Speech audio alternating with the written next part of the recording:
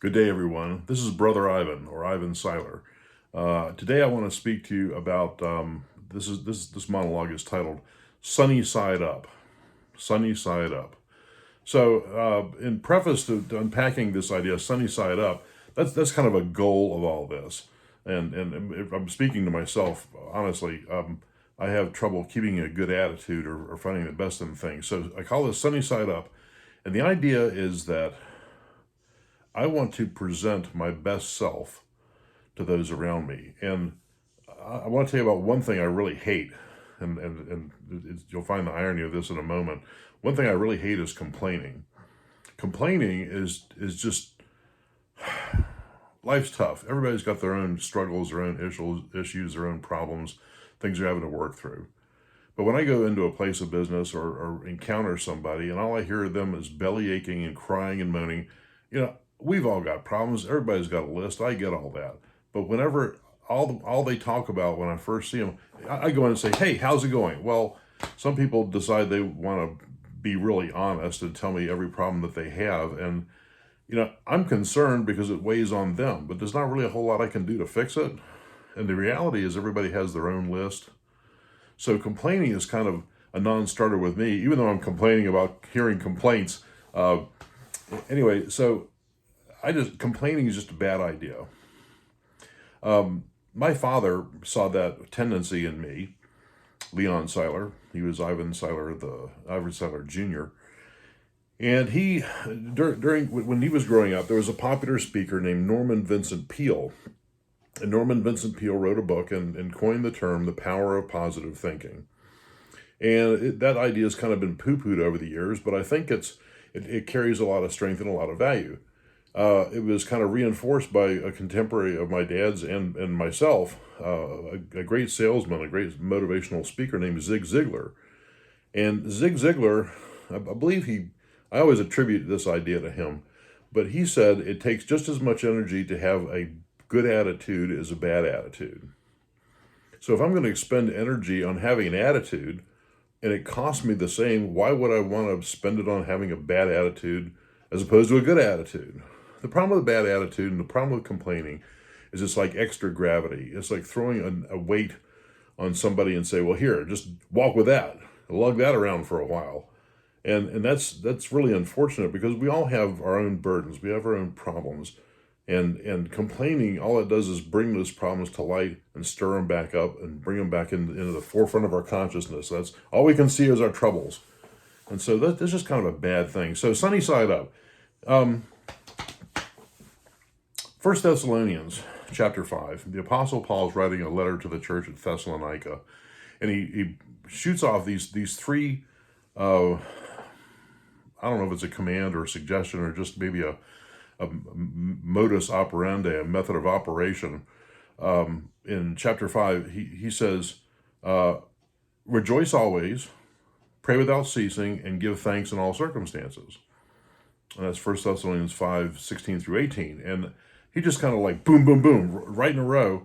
And that sounds good on paper. Oh, well, I'll just rejoice then. Well, that's not always easy. It's got to be intentional. It's got to be, okay, I've got to choose to rejoice. I can either complain and whine and moan about my situation, or I can look at the positives in that and try to mine the best things in this situation. But what Paul is saying, he says, rejoice always. Now, why would he say rejoice? Well, I'm getting a little bit older these days, and honestly and truly, I never thought I would live this long. The fact that I still have a pulse and be able to get on the internet and talk to you for 15 minutes every week is really kind of incredible. And my quality of life is quite good. We downsized last year, moved into a nice little flat. My wife is still talking to me, well, kind of figuratively in hand gestures and things. But yeah, I mean, my kids are doing well. My life is pretty darn good. So I rejoice in my circumstances. I'm very concerned about where our country is headed. But, day in, day out, I'm not really able to do a whole lot about that.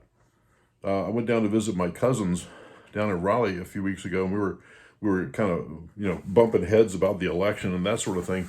And my cousin, who's an automotive technician, super smart guy, great, he's a champ, he's a great guy. He said, well, it doesn't really matter who's president. He says, I still got a job. I still go to work every day. I still got a paycheck, got a nice house. It doesn't really matter who's president. And I thought about that. It's like, well, I guess politics may not be that important because it doesn't really impact my daily life. So why do I continue to focus on that? Well, I don't know. Maybe it's a hobby. Maybe it's just something to do. But the idea of rejoicing always, I think, is huge. Pray without ceasing. I'm sorry, my best prayer is out of desperation. It's like, help, help. And I dealt with that in the last video, I believe. But give thanks in all circumstances. Give thanks in all circumstances. I have a buddy who had brain cancer probably about 12, 13 years ago. And it was devastating. And they took about a third of his brain out. And he's doing pretty well. He had to retire from being a pastor, but he's such a kind soul. And we started going out to lunch together. And his clarity and single-mindedness on the affairs of the day or on what's important. And he was complaining, well, I only have a third of my brain. I really can't think right. And I said, will you just shut up about that? I said, you have more clarity and a better attitude than most people with a whole brain. So just shut up about, oh, this isn't a third of my brain. Well, I think maybe it was an advantage. So that's kind of how I view that. But give thanks in all circumstances. I had lunch with him last Friday. And he was talking about getting back to his cancer support group and how grateful they were to be together. And this has been a theme that I've always heard from them, or people that have had terrible calamity, people that know Christ. They thank God for this. And many of them will say, having cancer was the best thing that ever happened to me. And I don't know how you get there. We all look at it as the big C. Oh no, I got cancer. Here comes the chemo. Here comes all these things, and it's terrible. I mean, it's very unusual and taxing and horrible, and nobody wants that. I mean, the expense, the inconvenience, all the physical gyrations and stuff you got to go through. But to come up with the end result that it's the best thing that ever happened to me, there's something else going on there besides human intellectualism. So let's move a little closer to what that might be. So we're triggering off of 1 Thess 5, where it says, rejoice, pray, and give thanks in all circumstances. So then, I guess it was about 15, 16 years ago, I came across this book, and it's I like to refer to her as a Pentecostal Quaker chick by the name of Hannah Whitehall Smith.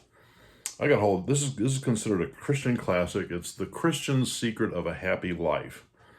Now, this book is old as crap. It was originally published in 1875.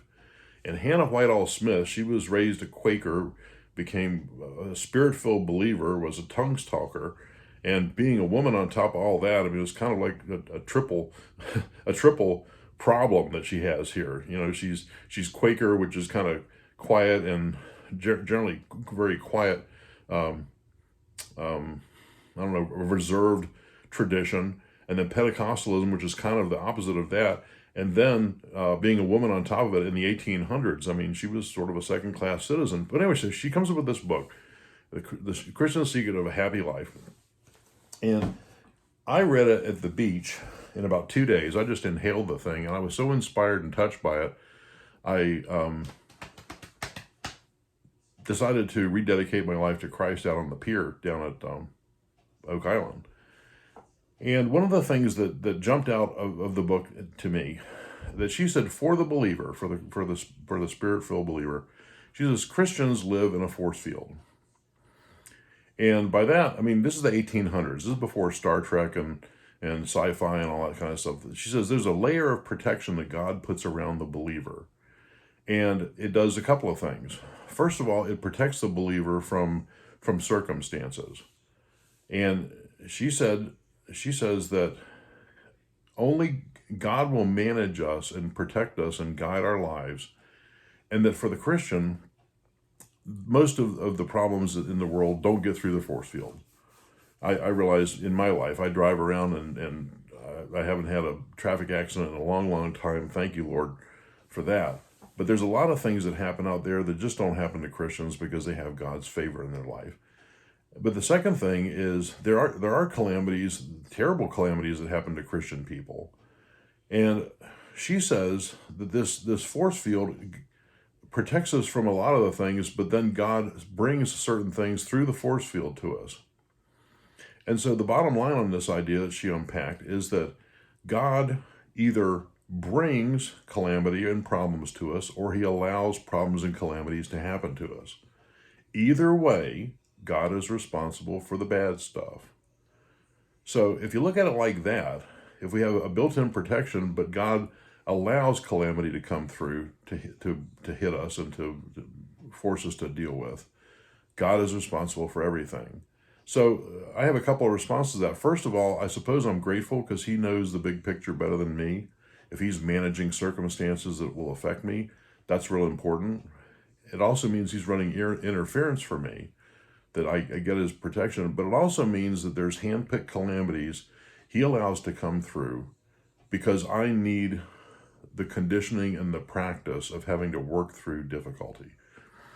Those people, I started going to a swim class at the Y several years ago. I had my sister pestered me over and over and over again, and I finally started going, and it's one of the best things that's happened to me. But I learned a principle there called resistance training. And resistance training is, you go to a gym, you put yourself on an elliptical machine, and you do this repeated exercise over and over, and it's stressful to the body. There's a lot of exercise. It raises your pulse rate, it gets your blood circulating, or maybe it's a stationary bicycle, or maybe it's a running machine, or maybe it's doing weightlifting, or maybe it's doing laps in the pool. But it is doing things that are unpleasant and unusual for our bodies to do, so we condition ourselves to process resistance. The benefit of doing that is that the body becomes strong after doing this exercise and activity for a long time. And as a result of doing that, we're prepared for more and more adversity. Over the years in my swim class, I started out in my sister's class, and it was for chronic pain people with fibromyalgia or an auto injury or back surgeries or any number of problems. And after a couple of years, I mastered what they were doing, and it was not resistance to me anymore. And so I moved to a different class, one at 6 a.m. in the morning, which was more convenient, but it was more aggressive. It's called Cardio Splash. And Cardio Splash, it's me and 10 women in the pool. I'm like the token male in there at 6 in the morning. And we're basically pushing ourselves, trying to get our heart rates up, get our heart rate's up, breathing and circulation going, and it's more aggressive, and I get a lot more out of it. But the more resistance I get, the stronger I get. And so what does that have to do with Sunny Side Up? Well, it has everything to do with that. And we complain over things that give us resistance and problems in our lives, mainly because we're not getting our way, which is unfortunate. But in many cases, if you buy the idea that God brings the bad circumstances to your life, he knows what's best for you. And he is bringing difficulty and problems and things that will cause you to work harder and to resist succumbing to those problems, because he wants to condition us to do better. The more resistance we do, the better we get at it, the stronger we get, and bigger and badder problems can come, and they don't derail us so often. We also see that, excuse me, we also see that trouble has a sunny side to it, because it conditions us to process things and to think differently and be more optimistic, because when more difficulty comes, we say, well, I had difficulty before and was able to push through it because I was used to it, and I knew God would help me on the other end of it. So we get back to why complain. If we understand that there's a biblical principle at work here, it's Romans 8:28. It's a common memory verse, that all things work together for good for those who love God and are called according to his purpose. That's Romans 8:28. All things work for the good for them that love God and are called according to his purpose. And so if we understand that as kind of a theme of the Christian life, that things are working for our benefit, especially the adversity and the difficulties and the struggles and the things we hate the most, those are all brought to us to make us stronger, to be more creative, to build strength, and to trust God more for the next thing. Those of us that are on this journey together, I find there's some people I know that have been through, like my friend with brain cancer. I mean, spending time with him and hearing how he came out on the other side and how he's so upbeat and grateful and humble. I never hear him complain about stuff, and he's got life twice as hard as I do. But I say, gosh, I'd like to be like him when I grow up, where I'm pretty much nothing but grateful and thankful for the good things and the bad things, to give thanks in all circumstances. You know, the idea that Paul talked about, you know, to rejoice always, to pray without ceasing, and give thanks in all circumstances. If I can do those things, there's no room for complaint. I should look at adversity as, gee, here comes another opportunity for me to grow and get tougher and badder and more faith in Christ. So, by I've said all that. Basically, for us, let's keep our sunny side up. Let's focus on the positive things. You know, my father was true with Norman Vincent Peale. The power of positive thinking is great. And if we're going to exert as much effort with a bad attitude as a good attitude, let's exert that effort that we have to having a good attitude about things. All things do work for the good for those who love God and are called according to his purpose. We just need to start acting like it more. Complain less, love more, and have an attitude of gratitude. I know that's kind of worn down, running the dirt. But anyway, keep your sunny side up. This is Brother Ivan in God Talk. Have a good week, and we'll talk to you next week. Bye-bye.